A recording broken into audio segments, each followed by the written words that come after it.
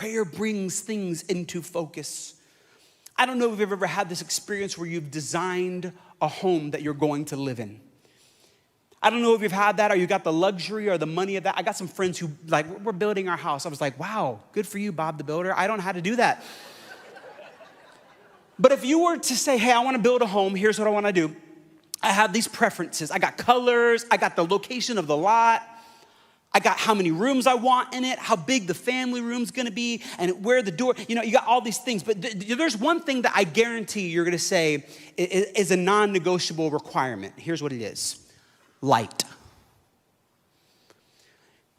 If you're designing a home, you're gonna wanna make sure you got light in it. Why? Because light is one of those indispensable requirements. Every room needs a light source of some kind, whether it's just open, it's natural lighting, good for you, okay? Every room needs a light source. Especially like a dad, when you're walking through the room that toddlers dumped out Legos all over the floor. You need a light source to walk through these crazy times, okay? Because sometimes I'm saved and I think I'm a Christian, but then I step on a Lego and I really wonder if I really am. I'm just being transparent. Pray for me. The altars are open. I'm going to be down there in the splash zone.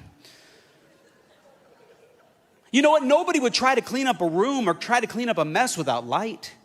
You wouldn't try to clean up a messy space without light. You just wouldn't, because you want to make sure you got all that mess up. You wouldn't go on a date or a job interview and get dressed and ready in the dark, especially when you got hair like mine that's just out of control. No, you bring light, hear me, into that environment. Why? So you can see what you can't see, and you can adjust what needs to be adjusted. See, I believe prayer is like bringing light into the darkness. It clarifies, it removes the ambiguity that saturates the dark places. Are you lost? Are there things that aren't where they're supposed to be? You need to pray. Why? Because light comes in. You see, we need to scrub the dust off the windows in our lives and let the light in. If we are going to traverse through obstacles that life throws at us, we need to get the light of the world close. Who's the light of the world? I'm glad you asked. John chapter 8 says this. Jesus said, I am the light of the world, and those who embrace me will experience life-giving light, and they will never walk in darkness. You see, prayer, it brings closer the light of the world, a light that helps us find our way. Oh, I love what David said. He said this in Psalms 119. He said, your word is a lamp to guide my feet, a light for my path. What I think is interesting about prayer is this. Prayer does not always remove the problems, but it does help us walk forward and conquer them.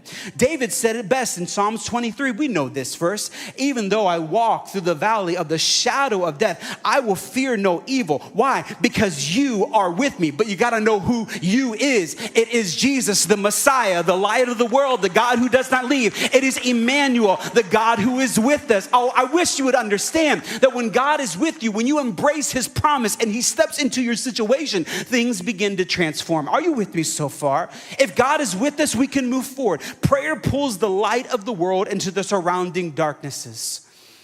The light of Jesus is not only shows us the places that need to be fixed and broken, but it also shows us the next step to find complete healing.